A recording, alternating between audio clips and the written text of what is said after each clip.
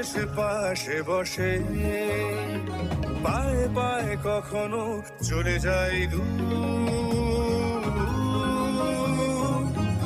এ জীবন উদযাপনের সুর, radio radio Jadavpur, এগিয়ে চলার সুর, radio radio Jadavpur. 90.8 megahertz community radio, Jadavpur university. মুক্ত চিন্তার পথে ভিন্ন মননের খোঁজ, কমিউনিটি রেডিও যাদবপুর। আপনারা শুনছেন কমিউনিটি রেডিও যাদবপুর 90.8 মেগাহার্টজ। এই বেতার সম্প্রচারটি যাদবপুর বিশ্ববিদ্যালয়ের technical education quality improvement programme TEQIP-র অংশ। শুরু হচ্ছে আমাদের বিশেষ অনুষ্ঠান ম্যাটিক্স কৃষি পাঠশালা। এই অনুষ্ঠানে আমরা ভূমি সুরক্ষা এবং চাষবাসের নানান দিক নিয়ে আলোচনা করব। 90.8 কমিউনিটি রেডিও JU-তে এই বিশেষ অনুষ্ঠান শুনবেন সপ্তাহে 3 দিন। সঙ্গে থাকবেন কৃষক এবং কৃষি বিশেষজ্ঞরা। ভারত সরকারের রাসায়নিক ও সার মন্ত্রকের উদ্যোগে এবং ম্যাটিক্স ফার্টিলাইজার অ্যান্ড কেমিক্যালস লিমিটেডের সহায়তায় অনুষ্ঠানটি সম্প্রচার করা হচ্ছে।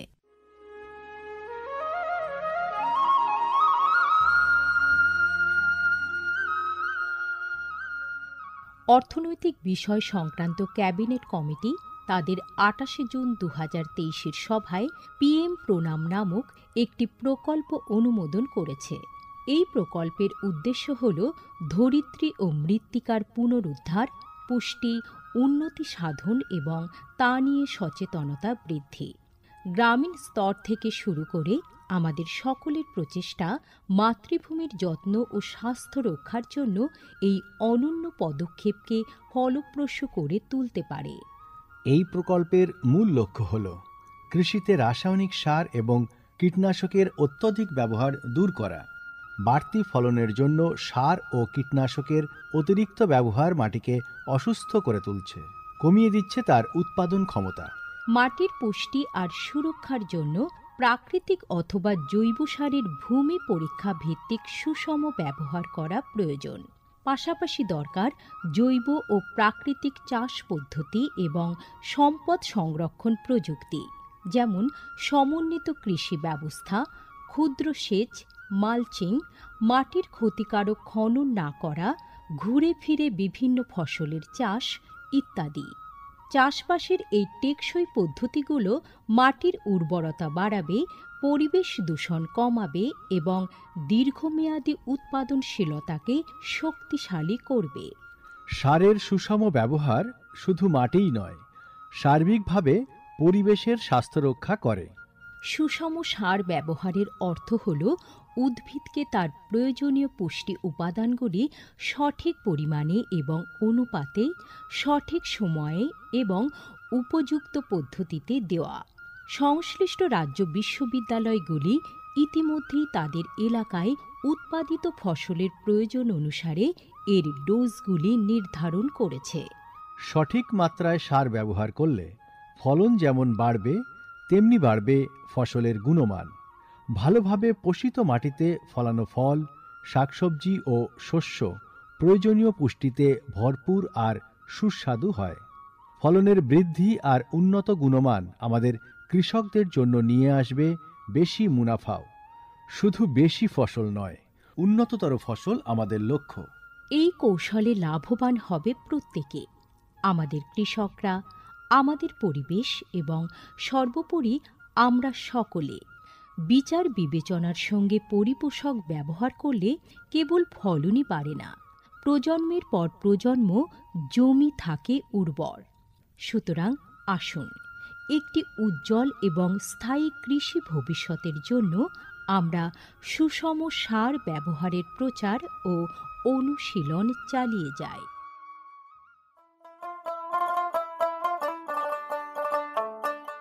বিকশিত ভারত সংকল্প যাত্রা বা VBSY এর একটি গুরুত্বপূর্ণ অংশ হল ভারত সরকারের সার বিভাগ দ্বারা PM প্রণাম স্কিম এবং কৃষিতে ড্রোন ব্যবহারের প্রচার।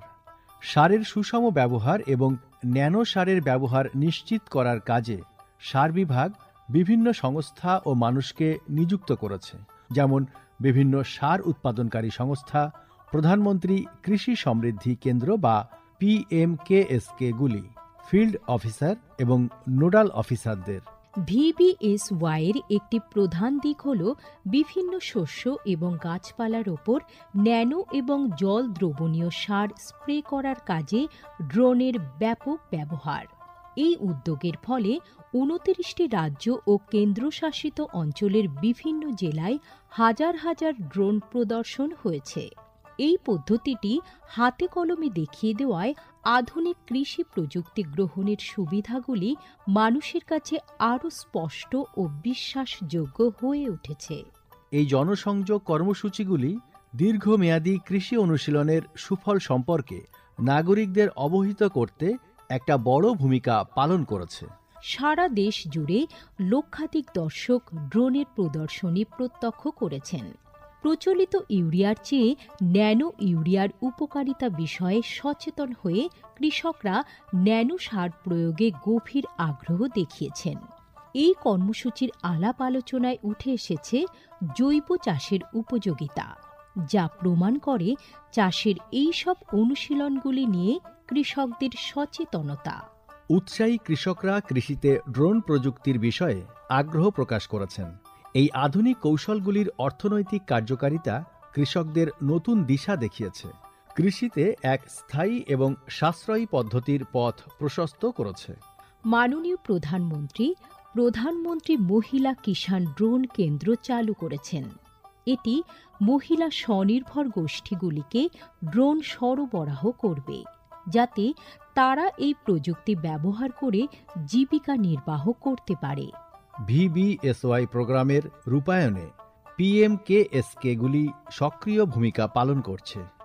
একে অপরের সঙ্গে এই সহযোগিতাই আমাদের পাথেয়। বিকশিত ভারত সংকল্প যাত্রা শুধু একটি যাত্রা নয়, এটি ভারতীয় কৃষির দীর্ঘমেয়াদী এবং প্রযুক্তিগতভাবে উন্নত ভবিষ্যতের দিকে একটি গুরুত্বপূর্ণ পদক্ষেপ। যাত্রাপথে এটি জাতির কৃষিকে সম্পূর্ণ পুনর্নির্মাণ করা, উদ্ভাবনকে উৎসাহিত করা এবং সবার জন্য একটি সবুজ, আরও সমৃদ্ধ ভবিষ্যৎ নিশ্চিত করায় অঙ্গীকারবদ্ধ। ড্রোন প্রযুক্তি, ন্যানো সার এবং দীর্ঘমেয়াদী কৃষি অনুশীলনের প্রচারের মাধ্যমে এটি কেবল সচেতনতায় তৈরি করছে না, আরও সমৃদ্ধ এবং পরিবেশ বান্ধব ভবিষ্যতের জন্য নব প্রযুক্তিকে গ্রহণ করতে কৃষকদের অনুপ্রাণিত করছে।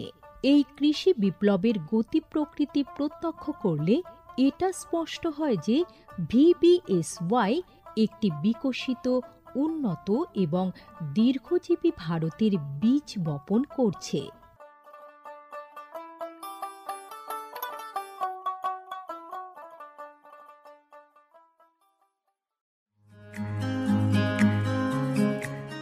ভারতের যে সার কোম্পানিগুলি সবচেয়ে দ্রুত গতিতে বৃদ্ধি পাচ্ছে, ম্যাটিক্স ফার্টিলাইজার্স অ্যান্ড কেমিক্যালস লিমিটেড তার মধ্যে অন্যতম। পশ্চিমবঙ্গের পানাগড়ে অবস্থিত তাদের কারখানায় বছরে 12.5 লক্ষ টনের ওপর ইউরিয়া সার উৎপাদন হয়। ভারত সরকারের গ্রিনফিল্ড প্রজেক্ট হিসেবে স্বীকৃত এই কারখানায় তৈরি হয় ডক্টর ফসল। ইতিমধ্যে যা পূর্ব ভারতের সর্বাধিক বিক্রিত ইউরিয়া সার হয়ে উঠেছে। কৃষি উন্নয়ন ও ভূমি সুরক্ষা, ক্ষুধা, অপুষ্টি ও দারিদ্র্য দূরীকরণ, গ্রামীণ এলাকা ও বস্তি উন্নয়ন, লিঙ্গ সাম্য, পরিবেশ, স্বাস্থ্য, শিক্ষা ইত্যাদি নানান বিষয়ের উপর জোর দেয় ম্যাটিক্সের CSR প্রকল্পগুলি। ম্যাটিক্স এক সবুজ ভবিষ্যতের অঙ্গীকার। ম্যাটিক্স কৃষি পাঠশালার আজকের পর্ব আমরা শুরু করছি। আজকের পর্বের বিষয় বর্ষাকালীন বাঁধাকপি চাষ।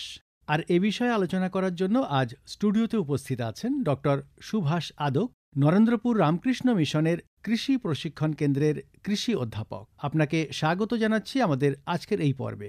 নমস্কার। এখন বর্ষাকাল চলছে, আর বর্ষাকালেও এখন বাঁধাকপি চাষ হচ্ছে। আমরা যদিও জানি যে বাঁধাকপি মূলত শীতকালীন ফসল, কিন্তু এখন 12 মাসই চাষ হয়, বর্ষাকালেও চাষ হচ্ছে। প্রথমেই আপনার থেকে একটু জানতে চাইবো যে এই বর্ষাকালে কৃষক বন্ধুরা কেন চাষ করবেন? বর্ষাকালে চাষ করতে গেলে শীতকালে ঋতু নির্ভর, তার ফলে চাষের ব্যয় অনেক কম হয় এবং ফলনও অনেক বেশি হয়ে থাকে।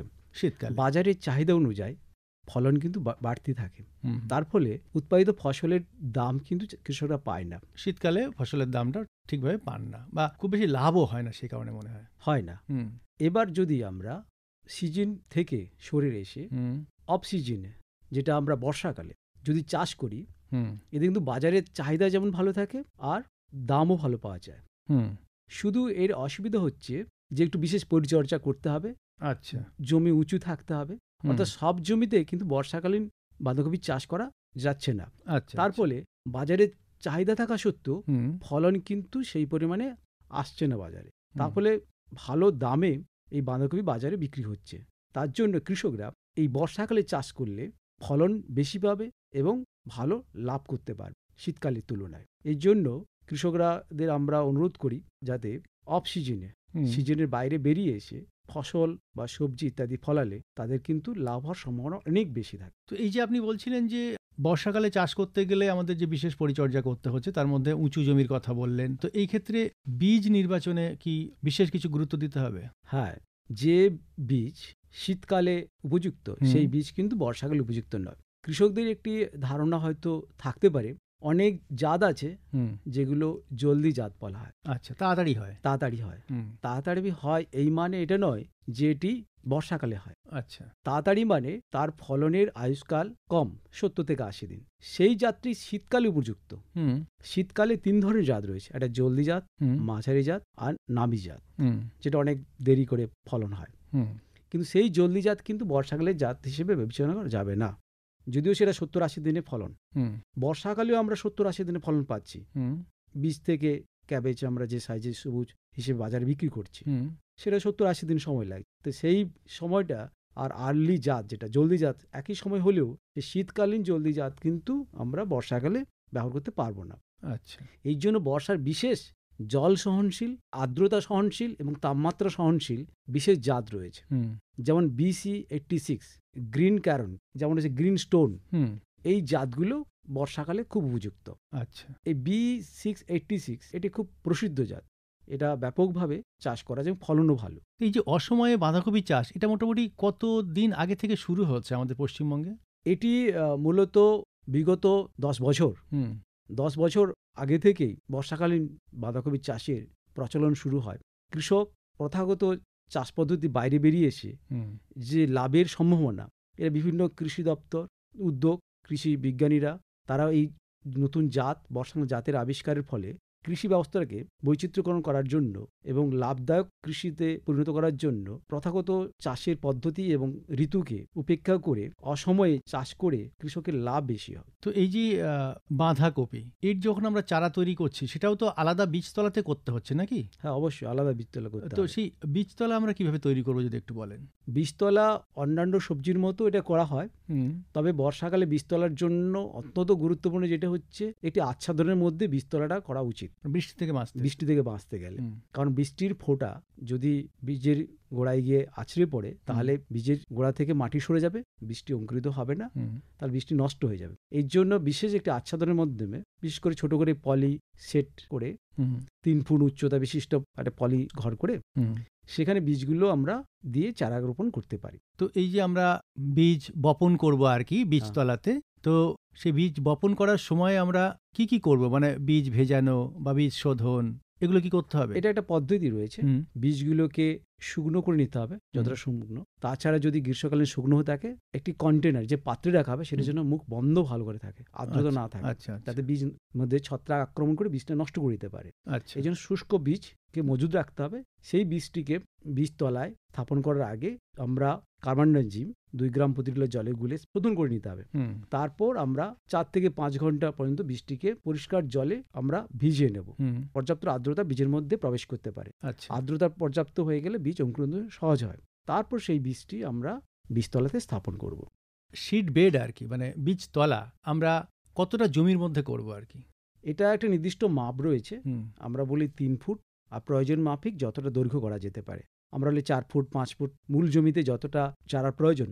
তো এখানে একটু যদি বলেন যে মূল জমিতে কতগুলো চারা প্রয়োজন হয়? 1 বিঘে জমিতে বীজের প্রয়োজন রয়েছে প্রায় 60 থেকে 70 গ্রাম, 70 গ্রামের বীজের প্রয়োজন আছে। হুম। সেই বীজটা আমরা এখানে বীজতলায় ছড়িয়ে নিতে পারি। হুম। বীজতলার সাইজ আমাদের হতে পারে 3 ফুট বাই 5 ফুট, হুম। এর মধ্যে বীজটা ছড়িয়ে নিতে হবে। আচ্ছা, সেই বীজটা আমরা মূল জমিতে স্থানান্তর করতে পারি। আমরা যখন বীজ ছড়ালাম তার কতদিন পরে আমরা ওই চারাটাকে একটা পূর্ণ চারা হিসাবে ধরবো যে মূল জমিতে রোপণ করার জন্য? বীজ বপন করার হুম 20 থেকে 25 দিন, হুম এটি একটি আদর্শ চারার বয়স। হুম সুস্থ এবং আরেকটি লক্ষণ রয়েছে যে বীজের থেকে যে চারা আমরা পেলাম সেই হুম। চারা গাছটিতে 3 থেকে 4টি সুস্থ পাতা যেন থাকে। এর বেশি হয়ে গেলে কিন্তু তাহলে বুঝতে হবে চারাটি 30 দিন পেরিয়ে গেছে, হুম। যা মূল জমিতে মানিয়ে নেওয়ার সময় খুব কষ্ট হয় এবং ফলনও কম হয়। মানে দেরি করে যদি আমরা তুলি, মানে চারা যদি বড় হয়ে যায় তাহলে সেই চারা মূল জমিতে মানিয়ে নিতে সমস্যা হয়। সমস্যা হয়, আচ্ছা। কারণ প্রত্যেকটা গাছের হুম একটা বৃদ্ধি দশা রয়েছে। হুম হুম। সেই দশাটা তার সময়ের সঙ্গে সঙ্গে সেই দশাগুলোর পরিস্ফুটন ঘটে। আচ্ছা। যদি কোনো দশা তার মূল চারা অবস্থায় সেই দশাটা পেরিয়ে যায় হুম। তাহলে মূল জমিতে গিয়ে সেই দশাটা আর ঘটবে না। আচ্ছা। আর এখানে তো মূল জমিতে যেটা অনেক চারা গাছ থেকে নির্দিষ্ট দূরত্বে আমরা চারা রোপণ করি, হুম আর বীজতলায় তো চারাগুলো খুব পাশাপাশি থাকে, হুম তাহলে তার যে পাতার বৃদ্ধি, শাখা প্রশাখা নির্গত হওয়া, এগুলো কিন্তু অনেকটা ব্যাহত হবে যদি আমরা দেরি করে চারাটা মূল জমিতে স্থাপন করি। ফুলকপির ক্ষেত্রে, বাঁধাকপির ক্ষেত্রে এগুলোতে সেটা সমস্যা নয়, কিন্তু তার দশাটা চেঞ্জ হয়ে যাবে। তাহলে 20 থেকে 25 দিন পর আমরা মূল জমিতে ওটাকে ট্রান্সফার করতে পারবো। অবশ্যই। তো মূল জমি আমরা কিভাবে তৈরি করব? যদিও আমরা বর্ষাকালে চাষ করছি, সেক্ষেত্রে মূল জমিটিকে অন্তত সতর্কতার সঙ্গে প্রস্তুত করতে হবে। আমরা 2 থেকে 3 বার পূর্ব, পশ্চিম, উত্তর, দক্ষিণ মাটিকে চষে নিতে হবে। হুম চষে নেওয়া, ঝুরঝুরি করে নিতে হবে মাটিটি। করার পর মাটির ঢাল অনুযায়ী জমি বিভিন্ন অংশে বিভক্ত করতে হবে। আচ্ছা। কোনো কৃষক বন্ধুর দিকে দেখালে 1 বিঘে জমি, হুম তার বিভিন্ন রকম ঢাল রয়েছে, হুম তার বিভিন্ন ঢালকে একদিকে ঢাল করা খুব কষ্টসাধ্য। এর জন্য যতগুলো সম্ভব জমিকে বিভক্ত করে ঢাল অনুযায়ী সেগুলোকে আল দিয়ে পৃথক করে নিতে হবে, হুম। যাতে বর্ষার জল পড়া মাত্রই জমিতে না জমে। এবার তো আমরা বীজতলা থেকে বীজটাকে মূল জমিতে রোপণ করব, তো বীজতলা থেকে যখন আমরা বীজটা তুলবো কিভাবে তুলবো যদি একটু বলেন। মূল জমি থেকে যখন চারা গাছটা আমরা তুলছি হুম তখন আমরা সেই সময় জমিতে কিন্তু জল দিয়ে দিতে হবে, হুম। জমিতে আর্দ্রতা থাকতে হবে। আচ্ছা। নাহলে যে বর্ধনশীল মূলগুলো হুম যদি ক্ষতিগ্রস্ত হয় তাহলে মূল জমিতে সেই চারাটা নতুন করে মূল নির্গত করে মানিয়া তার কাছে অনেক কষ্টকর হয়ে যাবে। সেজন্য আমরা আর্দ্রতা, উপযুক্ত আর্দ্রতা রাখতে হবে। প্রায় আমরা বলি 40% আর্দ্রতা থাকা উচিত, হুম চারা বীজ থেকে আমরা সহজে উৎপাদন করতে পারি। হুম। তারপর সেই চারাটিকে নিয়ে সেই চারাটা কিন্তু কোনোরকমভাবে জলে ধুয়ে মাটি অপারেশন করা যাবে না, আচ্ছা। এটাকে মনে রাখতে হবে। আমরা যেমন ধানের ক্ষেত্রে আমরা অনেক সময় কৃষক বন্ধুরা করে দেখেন যে মূলের গোড়া থেকে মাটিটা ধুয়ে পরিষ্কার করে ওই নেওয়া, ক্ষেত্রে তো গুচ্ছ মূল থাকে, এই ক্ষেত্রে তো সেটা না। সেটা থাকছে না। হুম তার ফলে কি হচ্ছে, এটা কিন্তু পুরো প্রধান মূল, হুম। প্রধান মূল। এর থেকে কোনোভাবে মাটি সরানো যাবে না। যেটুকু মাটি উৎপাদন সময় মূলের সঙ্গে আটকে থাকে সেটা থাকবেই। হুম। সে তেমনই অবস্থা আমাদের মূল জমিতে রোপণ করতে হবে। কতক্ষণ পরে বা কতদিন পরে আমরা করব?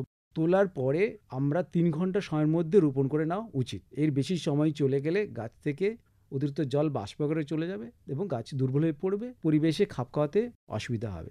কতটা অন্তর অন্তর আমরা এই গাছটা বসাবো? আমরা মূল জমিতে যখন এই বাঁধাকপি চারা রোপণ করব, হুম বিশেষ করে বর্ষা ঋতুতে, হুম যদিও এই জাতগুলোর আকৃতি খুব বড় হয় না, সেজন্য আমরা 1 ফুট বাই 1 ফুট এই দূরত্বে গাছগুলো রোপণ করব, চারা গাছগুলো। লাইনে? আর গাছ থেকে গাছ 1 ফুট, হুম আর সারি থেকে সারি হুম। 1 ফুট, আচ্ছা। এই দূরত্ব আমরা এই বজায় রাখবো। দূরত্বে আমরা চারা গাছগুলোকে রোপণ করে যাব।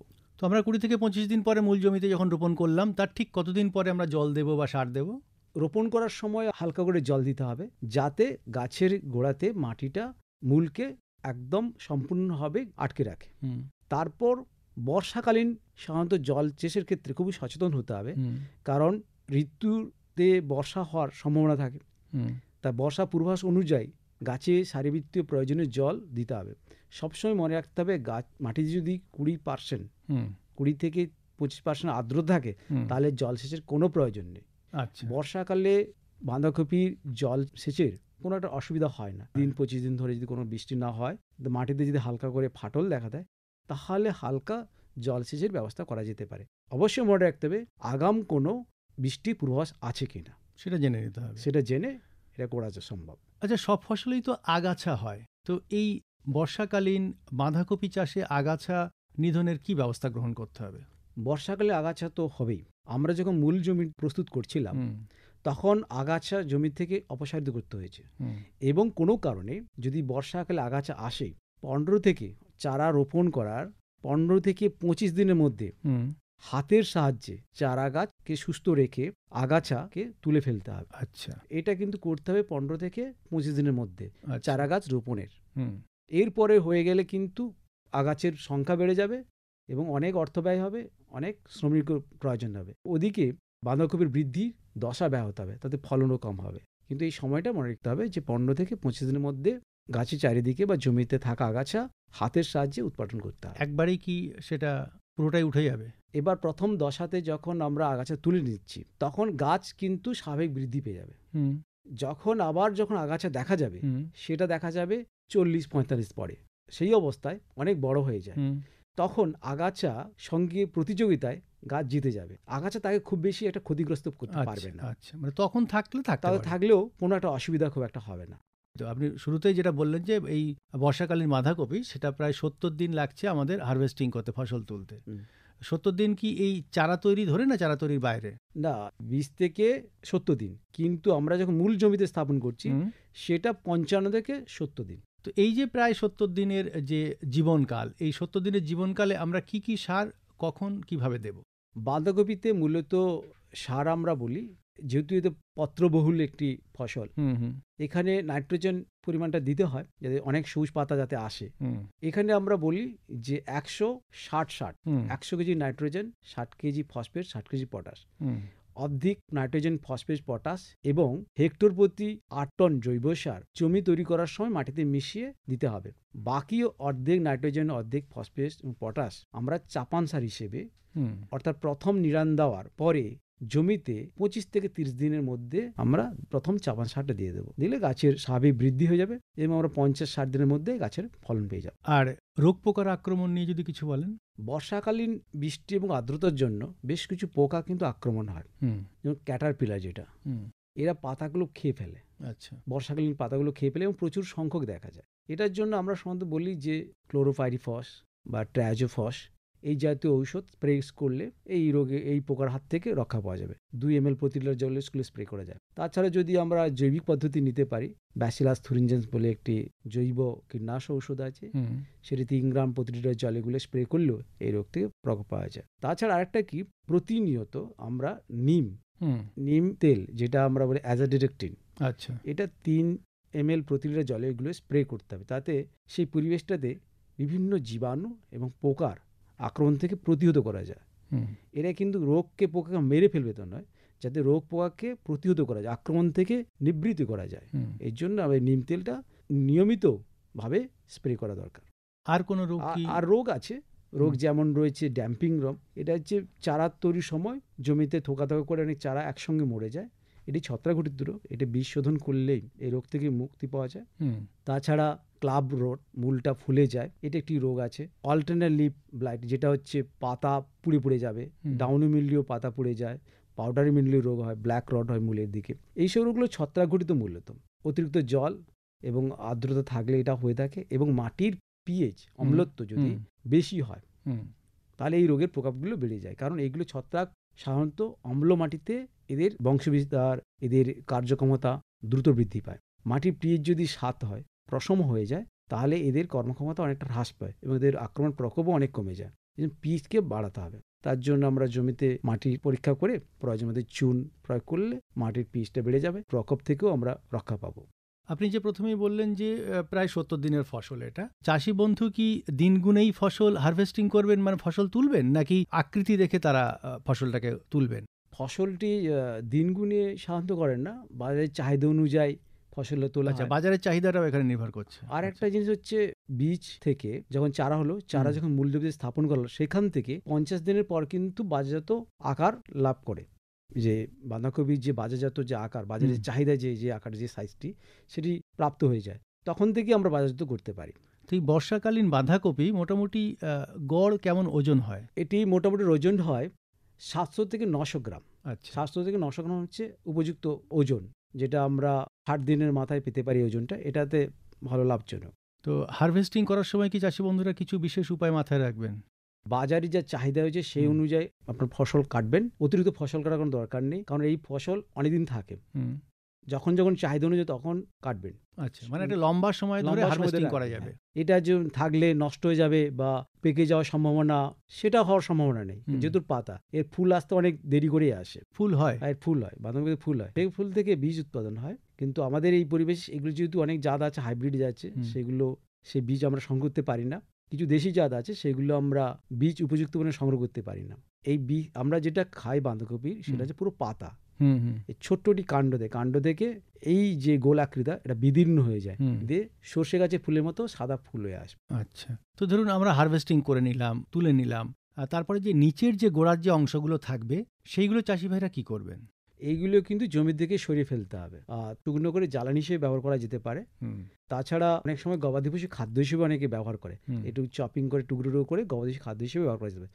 তো অনেকে গবাদি পশু খাওয়াতে চায় না, কারণ হচ্ছে এখানে অনেক কীটনাশক ওষুধের প্রভাব থাকে, ক্ষেত্রে শারীরিকভাবে ক্ষতিগ্রস্ত করতে পারে। এই জন্য জমি থেকে তুলে কোথাও জৈব সার হিসেবে পচিয়ে পুনরায় কৃষিতে ব্যবহার করা যেতে পারে। সার হিসেবে জমিতে রাখা যাবে না, জমি থেকে তুলে নিতে হবে। তাহলে বর্ষাকালীন বাঁধাকপি চাষ একটা লাভজনক চাষ। চাষি বন্ধুরা বর্ষাকালেও বাঁধাকপি চাষ করতে পারবেন এবং একটা লাভজনক চাষ, সে বিষয়ে আমরা এতক্ষণ শুনছিলাম। আমাদের ম্যাটিক্স কৃষি পাঠশালার আজকের পর্ব আমরা এখানেই শেষ করছি। আজকের পর্বের বিষয় ছিল বর্ষাকালীন বাঁধাকপি চাষ। এ বিষয়ে আলোচনা করলেন ডক্টর সুভাষ আদক, নরেন্দ্রপুর রামকৃষ্ণ মিশনের কৃষি প্রশিক্ষণ কেন্দ্রের কৃষি অধ্যাপক। আপনাকে অনেক অনেক ধন্যবাদ। নমস্কার, ধন্যবাদ।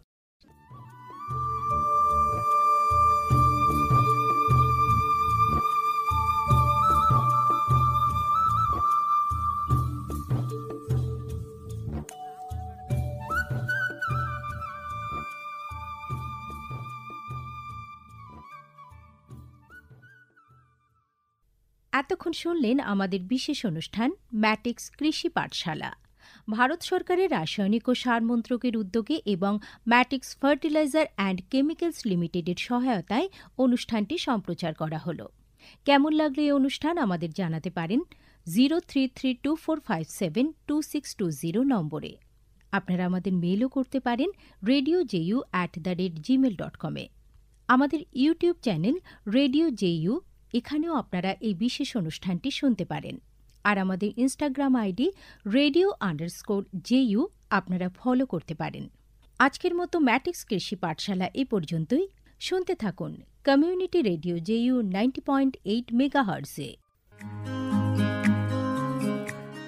ভারতের যে সার কোম্পানিগুলি সবচেয়ে দ্রুত গতিতে বৃদ্ধি পাচ্ছে ম্যাটিক্স ফার্টিলাইজার্স অ্যান্ড কেমিক্যালস লিমিটেড তার মধ্যে অন্যতম। পশ্চিমবঙ্গের পানাগড়ে অবস্থিত তাদের কারখানায় বছরে 12.5 লক্ষ টনের ওপর ইউরিয়া সার উৎপাদন হয়। ভারত সরকারের গ্রিনফিল্ড প্রজেক্ট হিসেবে স্বীকৃত এই কারখানায় তৈরি হয় ডক্টর ফসল। ইতিমধ্যে যা পূর্ব ভারতের সর্বাধিক বিক্রিত ইউরিয়া সার হয়ে উঠেছে। কৃষি উন্নয়ন ও ভূমি সুরক্ষা, ক্ষুধা, অপুষ্টি ও দারিদ্র্য দূরীকরণ, গ্রামীণ এলাকা ও বস্তি উন্নয়ন, লিঙ্গ সাম্য, পরিবেশ, স্বাস্থ্য, শিক্ষা ইত্যাদি নানান বিষয়ের উপর জোর দেয় ম্যাটিক্সের সিএসআর প্রকল্পগুলি। ম্যাটিক্স এক সবুজ ভবিষ্যতের অঙ্গীকার। মুক্ত চিন্তার পথে ভিন্ন মননের খোঁজ, কমিউনিটি রেডিও যাদবপুর। আপনারা শুনছেন কমিউনিটি রেডিও যাদবপুর 90.8 মেগাহার্টজ। এই বেতার সম্প্রচারটি যাদবপুর বিশ্ববিদ্যালয়ের technical education quality improvement programme TEQIP-র অংশ। দূরে সে পাশে বসে, পায়ে পায়ে কখনো চলে যায় দূর।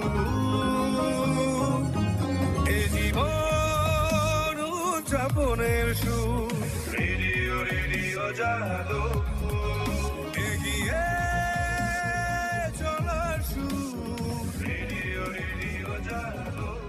90.8 megahertz community radio Jadavpur university.